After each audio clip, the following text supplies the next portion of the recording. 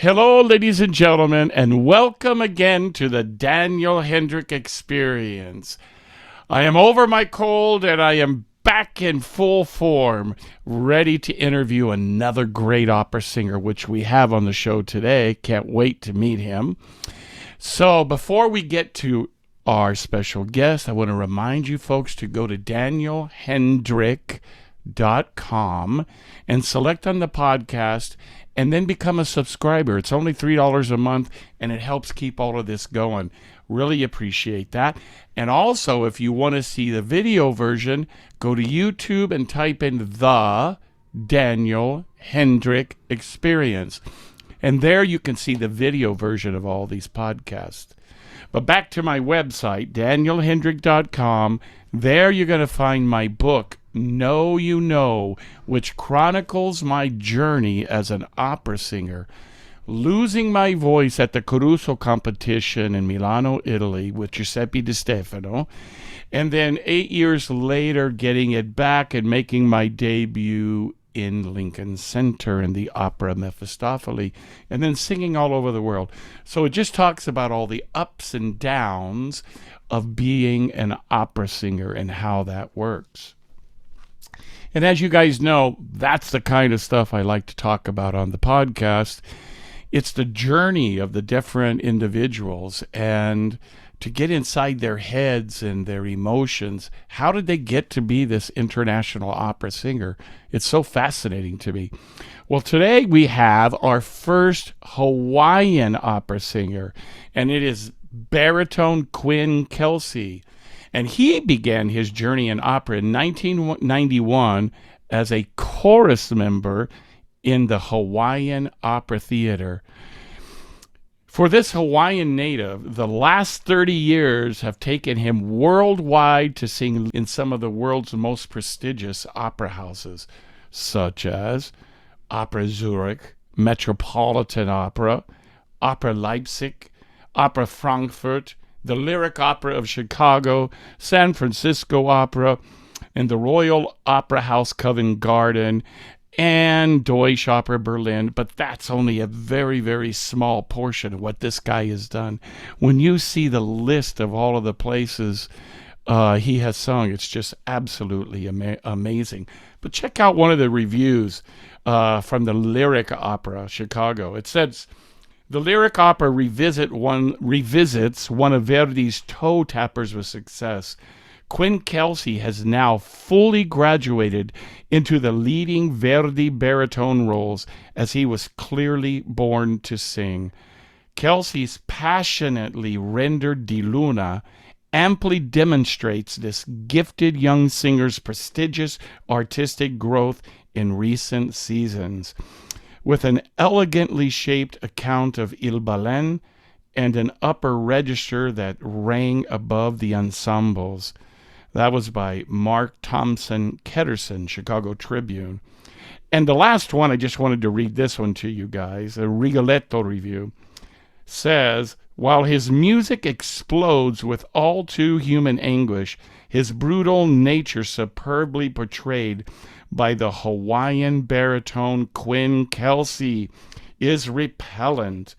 His boorish, tortured performance, together with a voice rich and secure from bottom to top, is incomparable. And that is from Fiona Maddox of The Guardian. So without any further ado, ladies and gentlemen, I am very excited to meet Quinn. I'm excited to be back with you guys, healthy again, and can't wait to have this interview with this opera superstar. So without any further ado, we're back in the house. Let's go.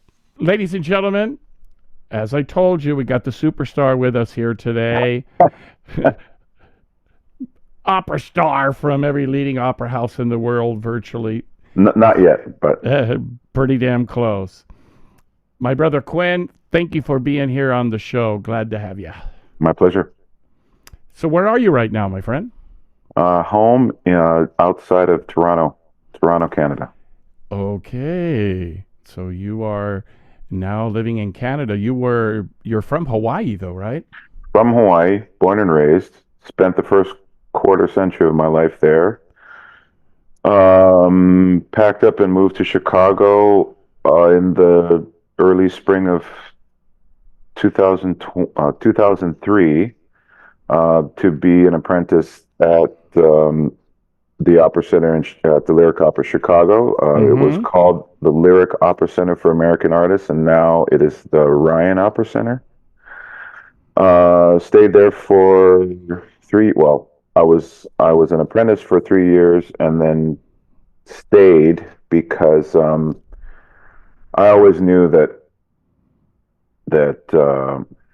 well, always towards the end, as I was getting ready to move, I understood that it was just gonna get really expensive to base myself out of Hawaii just for what I was gonna have to spend on travel.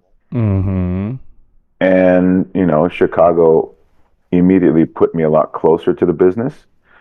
Um, you know, would immediately make it easy to travel around North America, and then Europe was always going to be a haul in itself, but for Americans, it's just how it's going to be. And I wasn't aching to have any, I didn't have any kind of crazy desire to contemplate living in Europe for any amount of time. So Chicago became the place, and been there for made 21 years this spring. 21 years. Jesus. And um, met my wife.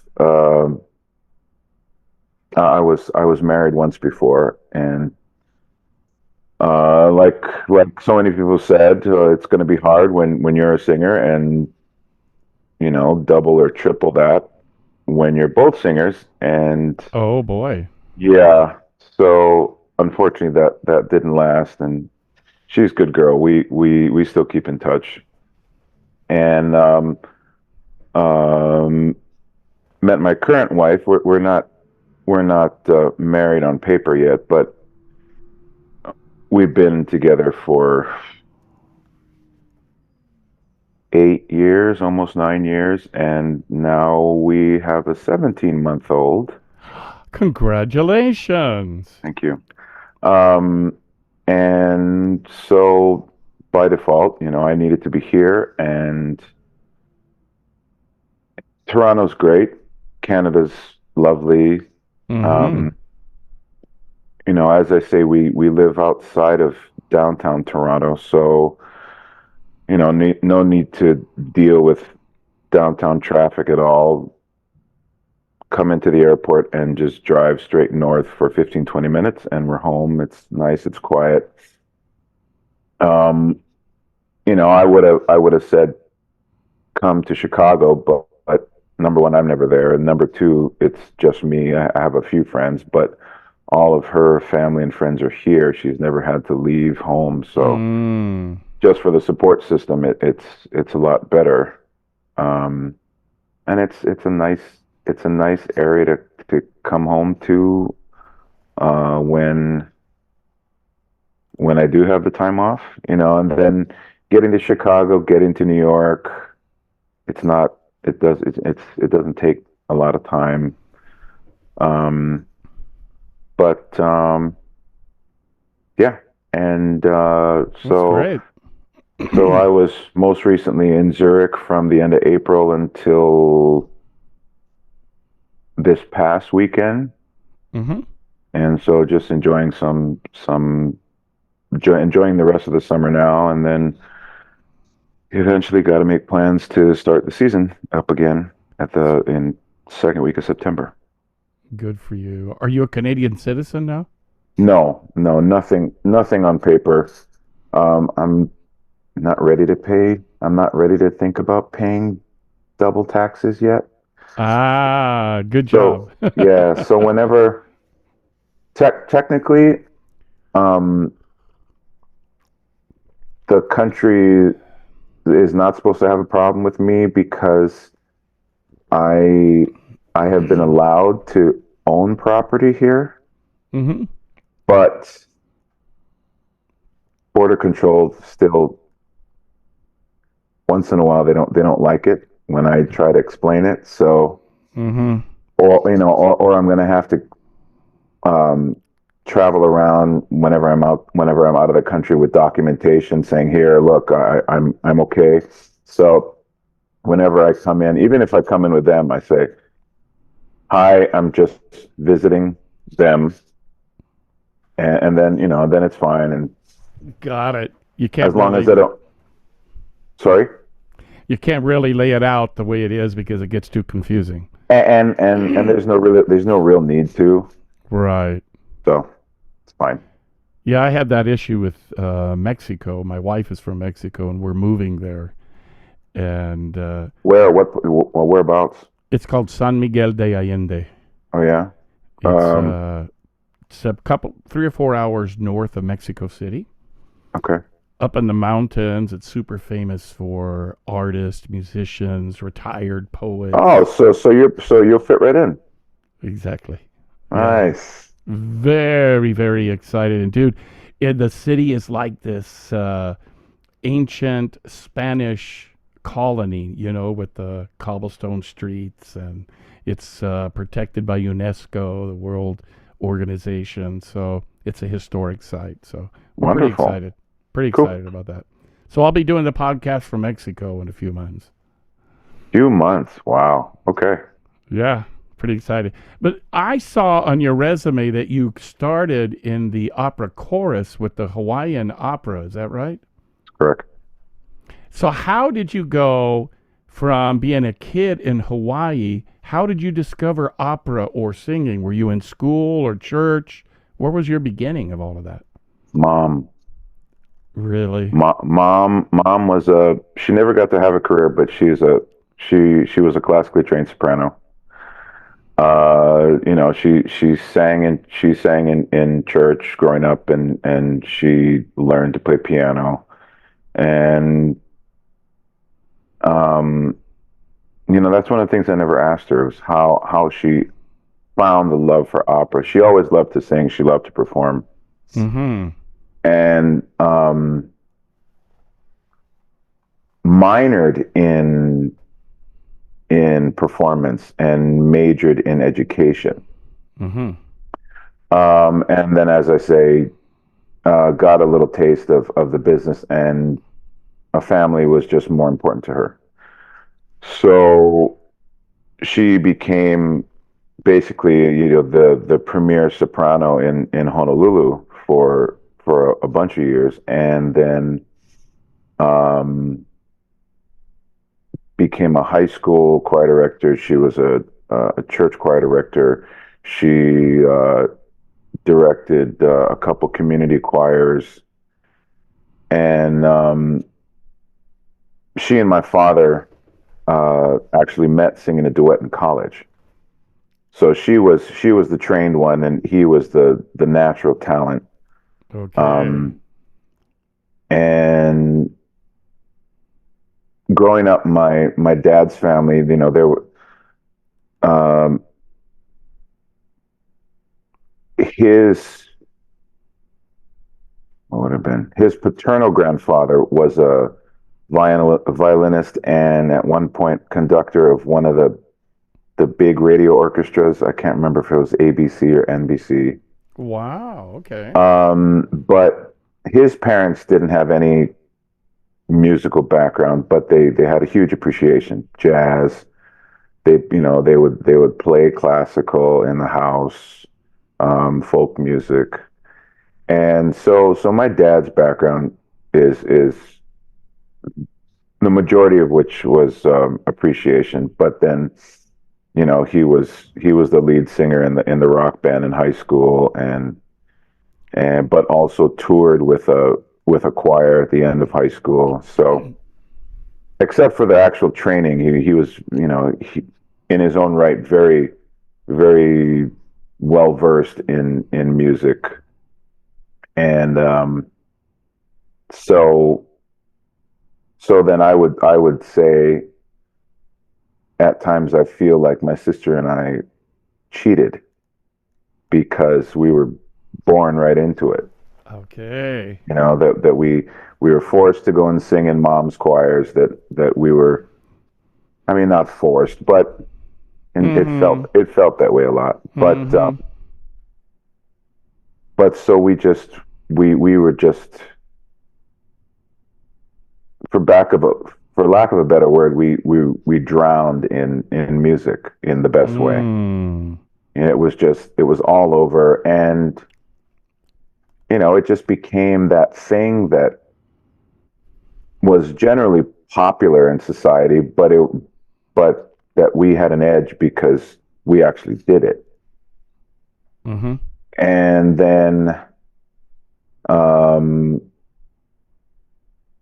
with one of my mother's classmates, she well they started singing in the opera chorus in Hawaii in the mid '80s, and then that classmate ended up becoming the choir mistress for the opera company. And then by the end of the '80s, uh, she drugged my dad in with her. It was her opportunity, I would say, to be in the business, but at her own speed. Mm-hmm. That she didn't have to be in it as a soloist, but she could still stay in it. Mm-hmm. And and then by the end of the '80s, had taken my dad with her. And then so the only thing was then by the end of the '80s, I mean, my sister and I were still really young, but we all sang together. Mm-hmm. And so when mom and dad started doing this opera thing, our general inclination was, well, isn't that something that we should be doing too? No, no, no, you're too young. Okay. Okay. But as soon as we were old enough, um, we both got into it as well. So, for example, in 1995, mom was Frosquita in Carmen. Dad and I were in the adult chorus, and my sister's in the children's chorus. Nice. Wow. Well, just listening to the phonation of your voice right now when you're speaking and how it's just bursting through the freaking camera into my ear, it reminds me of a guy I sang with in my debut at City Opera, Mark Delavan, and he's been on the show, right? Well, of And course, when Mark speaks, when it's Mark like speaks, so you know what I'm talking about. yeah, thus spake Zara Delavan. Yeah, Actually, I'm sorry. he and I debuted in City Opera back in '93 or something. I don't know. What was it? Mephistopheles. Ah, Yeah, yeah, good guy. I very covered good. him. I covered him in Chicago. Um, most recently, 2024, and that was 2019. We did Falstaff together in Dallas, Mm. and he's the type of guy that he has to like you in terms of young artist types. He has to like you to give a damn about saying anything. Mm-hmm. And we got along, and I still keep in touch with him. I'm happy to stay connected with certain people in the business, certain singers. Um, I've known, certain people I recognize who have been that kind of a positive stepping stone for me, and he was one Mm. of them. Excellent. Well, he made a big influence on me when we were singing together. We got to hang out quite a bit during that Sure. time. Yeah. Matter of fact, I was the one that showed him how to get into the Met cafeteria. Good man. When we were singing at City Opera, it was fun. He's like, "Oh my God, there's Marilyn Horn. Oh, that's Ricky Leach," and it's like, "Oh, okay, here we go." Back Oh in the yes. day. Oh, of course. I know So, exactly how that feels. so now people are pointing their fingers at you and saying, "There's Quinn." Yes, sir. Well, folks, for those of you who have not heard this young fella sing, he possesses a voice that is big, round, and free. And from all of the recordings I've heard, the way he goes through the passaggio is really pretty freaking flawless. How did you get to that point, my friend, that it sounds so easy? I was listening to your Di Provenza, and it's like, man, I think it was with Juan Diego Flores was Yeah, with you. yeah. Tell us about your technical journey. How did this all come together for you? Well, I mean, as I'm sure you know, learning how to make the noise is not an easy task because it's internal. You know, you're using these mechanisms that are inside you. So it's not so easy to for someone to show you, okay, well, when you make this noise, this moves and da da da. You know, it's so hard to show examples Mm-hmm. because it's not like, you know, it's not like running hurdles. It's not like shooting a basketball. It's not like, I don't know, opening a window, extending a ladder. It's not something that you can show in front of you. It's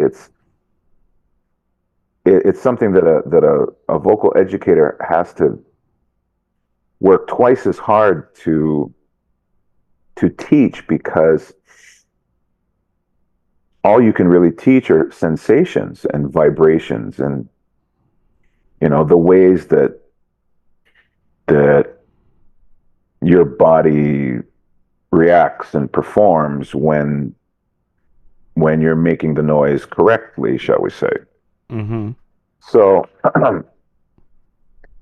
for me, and I know there are other people out there who do similar, who access singing similarly or have in their development.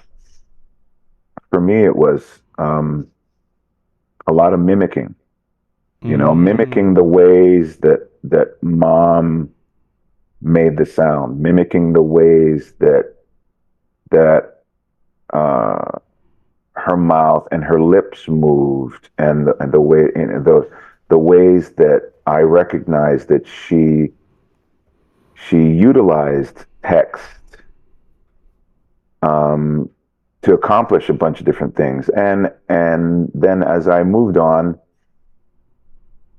you know, a lot of those same ideas came back into play, you know, in different interpretations, but generally the same kind of deal. Um, so yeah, you know, with the Mark Delavans and the Robert McFarlanes and not even baritones. I mean, other voice types too, sopranos, tenors. You know, certain. I'd like to say that I utilize the kinds of legato that Pavarotti had, that Joan Sutherland had. Mm. That I agree so much with the ways that Maria Callas used diction. Mm-hmm. Um, you know, the ways that Delavan and McFarlane and uh, Ramey or Milnes would use the vocal power that they had, but that it wasn't just one shape. You know, that you also got to make it interesting. You can't just stand there and scream your head off the whole time. Mm-hmm. I mean, and Contrast. there, well, a lot, Yes. and knowing how to then maneuver and drive that contrast. Um, yeah, so it was mostly uh, reproducing what I was hearing, and then and then as I'm doing that, in the back of my mind, also analyzing the sound and asking myself, okay, how does that feel? Does it hurt? Because if it hurts, then we stop and we do something else. Or if not, okay, then we keep Exactly. going. Um, learned how the diaphragm works. They always say, "Oh, breathe with the diaphragm." Okay, but How? what does that actually mean? And over time, I go, "Ding! Oh, that's what it There it means." is. And so then I've also, on top of that, I've also kind of built my version of how the voice works so that I can explain it to other people. That being able to explain it to somebody else also helps you understand it for yourself more. Exactly. That's why I love Uh, teaching. well, of course, Mm-hmm. because in any kind of teaching situation, you're forced to take yourself apart, Mm-hmm. and no, that's one thing that's continually repeated itself. Like that, in order to Mm. help someone else figure it out, you got to look at yourself and take yourself apart and say, "Oh, okay, that's just that, and that works with that, or whatever it is." Mm-hmm. Um, So can I give you a three-part question and see what your response is? sure. Okay. So number one, are you a technical singer? Number two, are you an intuitive singer? Or number three, do you combine both? Man. Um, I'd like to think that I'm more intuitive. That the technical part of it, or no. Well, so I was I'd like to say I was intuitive first, and then over time, for me at least, there was no way to deny um, the need to at least know how to navigate technically. Mm-hmm. So that the intuitive being trusting your own instincts and trusting that your body has figured out how to do it, and Mm. that's a huge part about development. And I tell I tell younger singers this, that Yes. part of training is learning everything about yourself, learning everything about this. But you also at one point, I think it's important to be able to explain everything in some sort of technical terms, for others, but also for yourself, instead of just, well, there's all this information that's kind of floating around up there, and I know what it means, but as you progress more and more into a career, it's just, it's the responsible thing to do, to be able to define it more for others as well as yourself, because then the more in touch, the smarter you can be with your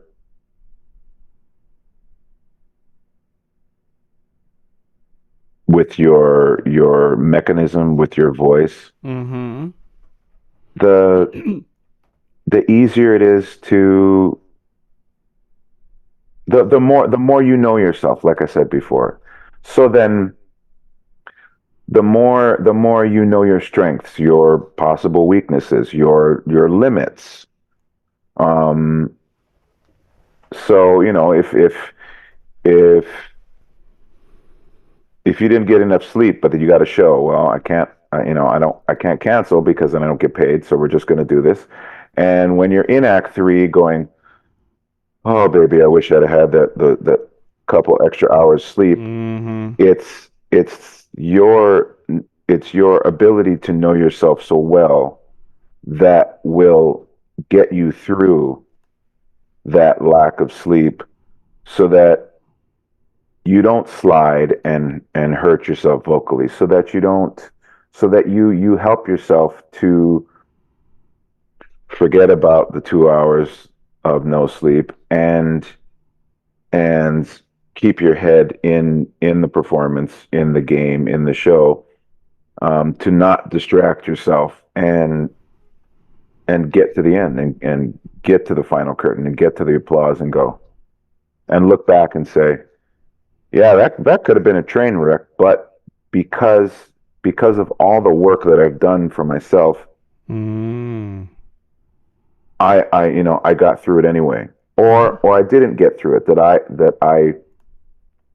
I did the job, even though there was this other part of me that wished that I could have done something else first.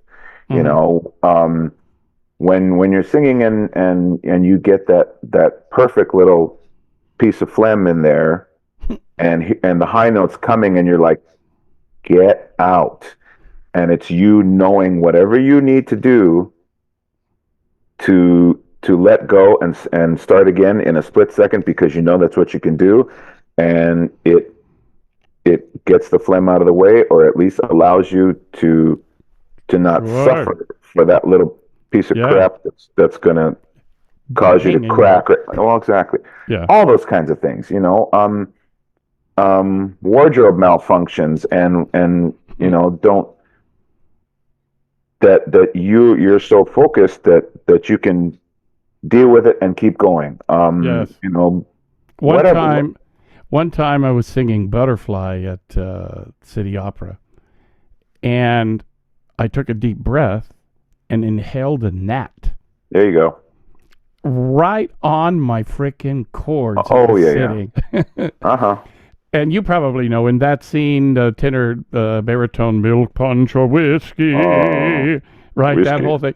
And so I remembered I had a drink on there, even though Sweet. I wasn't supposed to take the drink yet, right? You're like, here it comes. That's what I need. And if you can imagine in that drink, in the sense of Corelli being crazy, I was crazy too because I always drank cold soda on stage.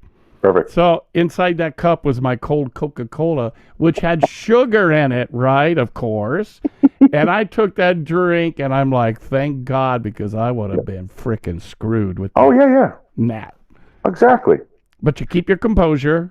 You keep your composure, and inside your head, you're going, oh my God, oh my God, oh my God, oh my God, but you don't show it out here. Exactly. And later on, the audience is going, oh my God, Hendrick, that was that best performance. And the milk punch of whiskey, we were so right there, and in your head you're going, but that's one of the other byproducts of being focused, Yeah. and knowing exactly who you are, and making sure that you don't set yourself up for you do everything you can do so that you never put yourself in a position for train wreck or failure or whatever, and that's. Yeah, I walked out on stage in Macbeth one time, and I realized I didn't have my knife to kill Macbeth, which was Well, James Morris, by the way. And wow. I'm like, oh shit, what am I going to do now? Well, I had a sword. So I killed James with the sword, and it's between his arm, right? So he's Yeah, yeah. dead. But here's this heavy sword sticking up. So slowly the sword is going like this. And as the sword is going like this, the audience is laughing. And afterwards, Jim is like, what the hell happened? Oh, man, I forgot. I Forgot the forgot. dagger. I thought he was going to kill me, right? But he's like, it's not your fault, kid. It's they should have made sure you had everything. Well, sure. But anyhow, he was super gracious with But that. but that's the same kind of thing, thinking on the fly, because there are going to be times when you're going to have to do that. What did I do? The year I made my Met debut in Bohème as Chenard. No, yeah, Chenard. And so Chenard and Colline have the fight in Act 4, Mm-hmm. and by that point the set had a bunch of years on it. but so they had the two pokers for the oven, leaning up against the wall, and so we're supposed to take that and do our fake duel. Yeah, mine was real old, and I didn't realize it.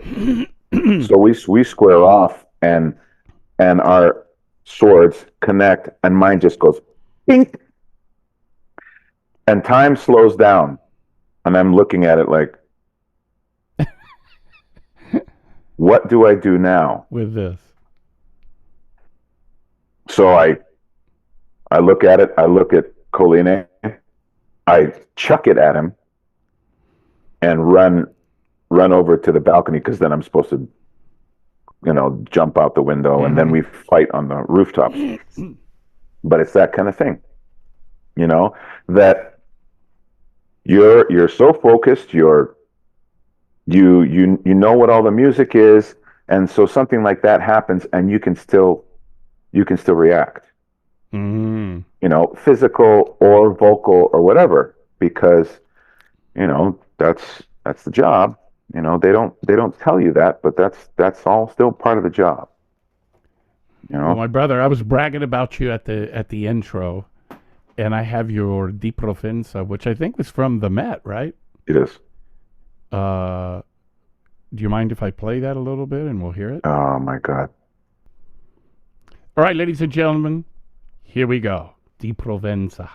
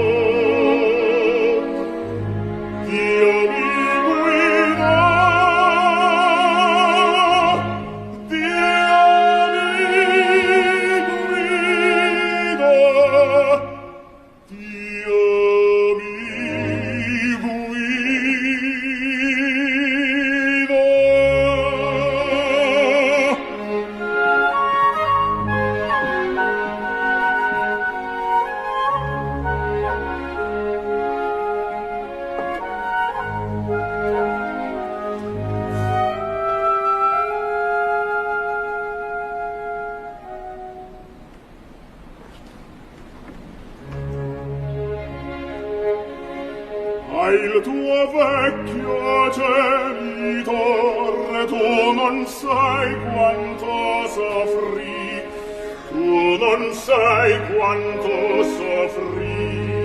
Il tuo vecchio genitore, che lontano di squallor, il suo tetto si coprì, il suo tetto si coprì di squallore, di squallor, ma se al fin ti trovo ancor che in respeve non falli, se la voce della marinfia piena n'ammuti, ma se al fin ti trovo ancor salve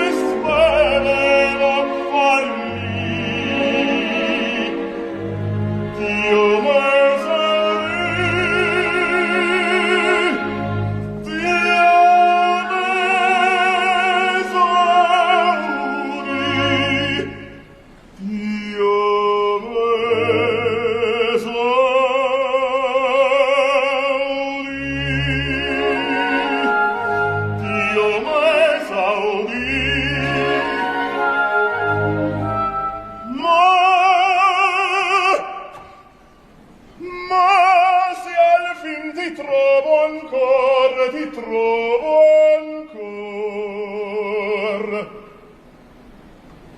Dio m'esaudì,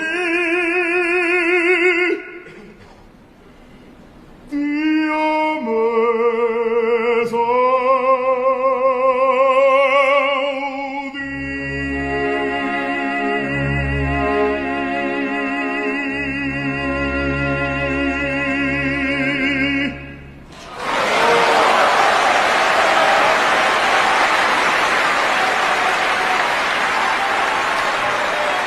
I think they like you. Nah, I just got them fooled. I love that. So, can I ask you a couple of technical questions? Please. Io me esaudino, io mi guido, do. It just goes so perfect in there. Oh. Do you think in terms of closing or mixing, what is your thought when you go from an open kind of position to a close? Do you think covering? Yes. Or do you think about any of that at all? No, definitely. Well, see, the problem with this aria is that, in so many of the phrases, it's nice and comfy, but as you get to the climax of each of the verses, my man Joe Green just writes you right in the passaggio and sticks you there. My friends, when he says Joe Green, he's referring to Giuseppe I almost said Di Stefano. Verdi. Okay. Yes. By the way, Di Stefano was my teacher. Wow. Yes, sir. That's how Oh, I. okay, that's for another conversation, man. Oh. Yeah, well, it's the climax of each of the verses is you are stuck right into the passaggio, and then you stay there, and so the hard part is that you've been having fun just noodling around in your in chest voice, and then the climax part of each of the verses pulls you right just over the border into your head voice. It would have been easier if you were above. Yes. But no, he puts you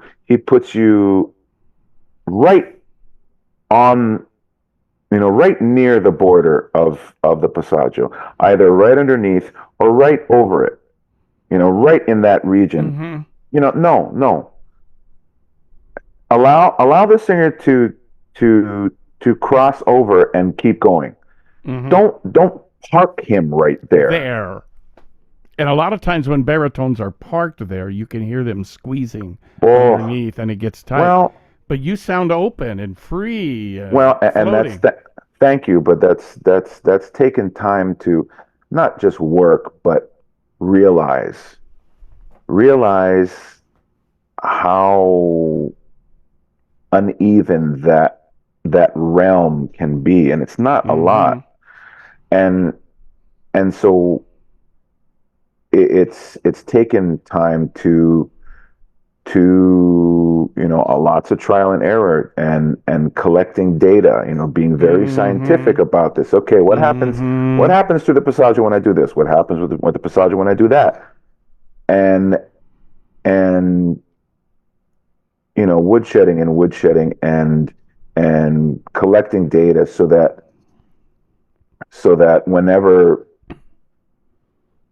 that over time you educate yourself about passing through that realm, and that hopefully you've trained your body and your voice with all of that data so that it then just maneuvers through it back and forth without hassle.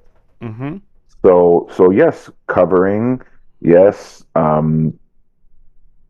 everything that you're saying, because it's smarter to take all of that and use it to make traversing the passaggio as easy as possible with as much information as you have, because there's never um, passing through the passaggio will never be the same Mm-hmm. twice. Mm-hmm. It might feel like it is, but there's going to be, different vowels come Mm-hmm. into play, different notes, different keys. So, I mean, sure, in general, you can say, sure, you just have to rethink it when you go, yes, but there are going to be a ton of different situations. What the hell you're doing on stage at that moment? Are you hunched over? Are you lying down? Yes. Yeah. And I So, noticed also you kept really very clear vowel sounds. We could understand the E vowels that you had on the top, where a lot of times baritones will be, well, and yours were pretty clean. thank you. In my experience, clean vowels are part of that mechanism. Mm. Being really specific about what the vowel is going to be. Sure, you know, uh, pure vowels for a young singer can be the devil Yes, because they could because constrict you. you're thinking exactly because you're thinking, well, but it has to be this vowel. Well, sure, but you haven't been singing it long enough yet to be able to accomplish that. So Mm-hmm. you have to get to the pure vowel through the modified vowel. Mm-hmm. And there's nothing wrong with it. Mm-hmm. You can think of it as a training reel, whatever. But as long as you commit to it outside in the audience, it sounds like whatever vowel it's supposed to be. Yes. But for you, it's making that transition easier. Mm-hmm. It's helping you to program the voice the way it needs to, so that the voice says, "Oh, when I get here, I want the outcome to be this, but for me, scientifically, mechanically, it needs to be this." Mm-hmm. And there's nothing wrong with that. It's just you have to do the work for yourself to understand why you need to have these techniques and tricks and Yes. Yeah, I you always tell my students, yes, you want people to be able to understand you, but you want to have a vowel. You don't want the vowel to have you. exactly. I totally agree. The using correct vowels, using correct vowel shapes, um, using enunciation. Oh my God, Mm-hmm. I was answering questions for a young baritone who's studying in New York, and he sent me Wolfram aria, and he sent me, what was the other one? Anyway, and he says, um, "Oh, I think I sing too piano at this point, but I really feel like I want it to be piano, but it doesn't feel like there's enough sound." And I said, enunciation. Mm. That you don't have to. You fake the idea that it's quiet by just spitting out the words even more than normal, and to the point where you say it might feel stupid, it might feel funny, Mm-hmm. but to us, one of the things it accomplishes is, oh, we're whispering now, we're speaking under our breath. Mm-hmm. Mm-hmm. All these tricks and things, Tricks. you just need the time to figure it out. And the problem is that it's that kind of thing isn't written in a book. Right. It's it's it's it's one of those things that you have to chalk up to personal experience. You have to be the one to go and bang around in a practice room or something, or with a coach, and remember it, record it, or write it down. Find some way to remember all these things. It's it's your own personal research. Like I'm saying, trial and error and collecting data.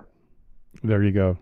Speaking of data, I want to get your thought about what one of my coaches told me many years ago when I was a youngster. He said, FFF does not mean loud, and PPP does not mean soft. MP does not mean sort of soft. Those are all emotional constructs. They are there as a sign of an emotional moment that you have to convey. Would you agree with that? Yes.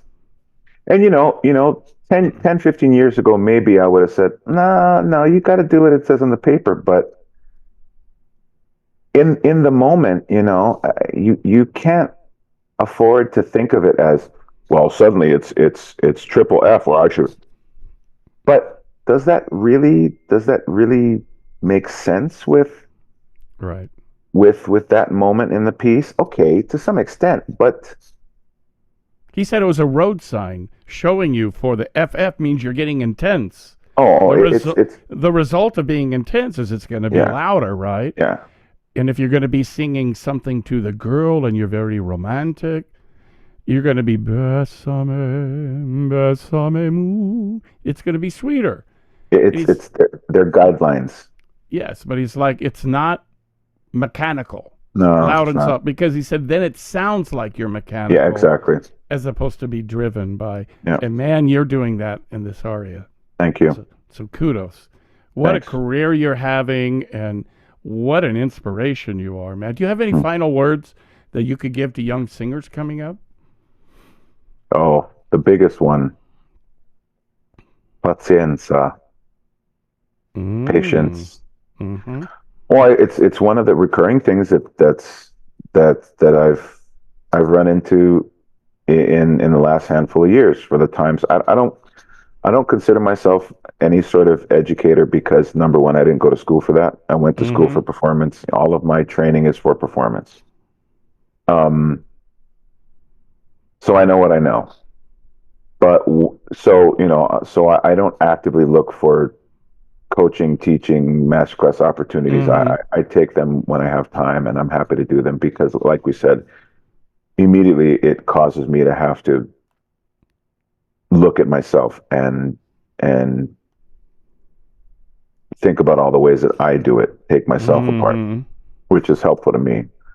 But one of the things that I've been running into, that I've always run into, but now because I'm on the other side of it, because I'm on the career side looking back, patience is a bitch.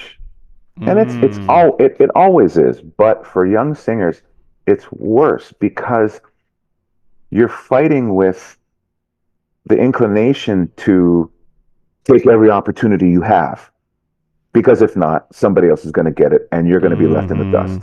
And we've all seen all the great potential talents who never got the opportunity because whatever decision they made held them back or tripped them up, or whatever decisions they didn't make did that. And so young artists, young singers are so sensitive, can feel so sensitive in that way because they feel like they have the responsibility to not let anything pass them by. But then on the flip side,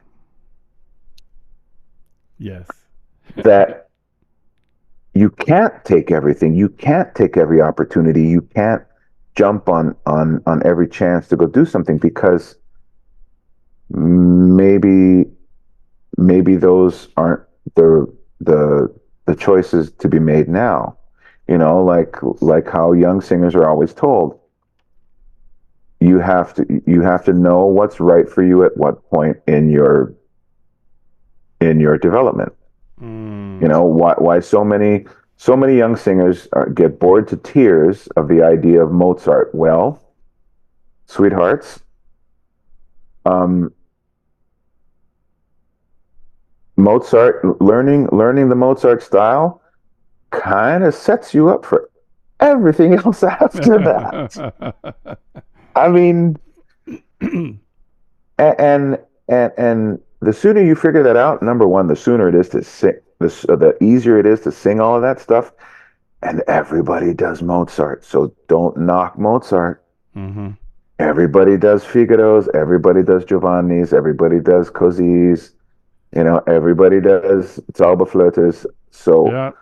there's there's nothing wrong with having a career, first of all, just doing Mozart, because you will work. That's But awesome. then on top of that, it leads you to other things. So this idea of patience, I mean, you make yourself nuts because you're constantly fighting with it, and it's the one thing that I'm glad that I can generally offer one thing, because then otherwise you go, well, we have that whole laundry list over there, and then there's this one, and there's even one over there. And so what's the one thing that you can kind of start with? If you're trying to guide young singers and young talent in the right general direction, patience. Got it. Very Patience. great. That everybody who has a career, everybody who's ever had a career, everybody who's ever sung on a big stage Mm-hmm. had to have it in some way, shape, or form. And it's a pain in the ass, and it'll make you crazy, but then you have to offer that other half of it, where you say, but as long as you trust it and go with it, years from now you will look back and you will thank yourself. Yeah. It sets the foundation, right? In so many ways. Mm-hmm. Well, my friend, we got to run, but wow, a wealth of knowledge that you have. Thank you for sharing it with us. My pleasure. What a pleasure and an honor. I am now a big fan. So, ladies and gentlemen, there it is. Opera superstar Quinn Kelsey. When you get a chance, go to my website and pick up my book about my experience as being an opera singer, losing my voice and getting it back many years later, singing all over the world. So, until next time, thank you again, Quinn. You are amazing. God bless everybody. See you later.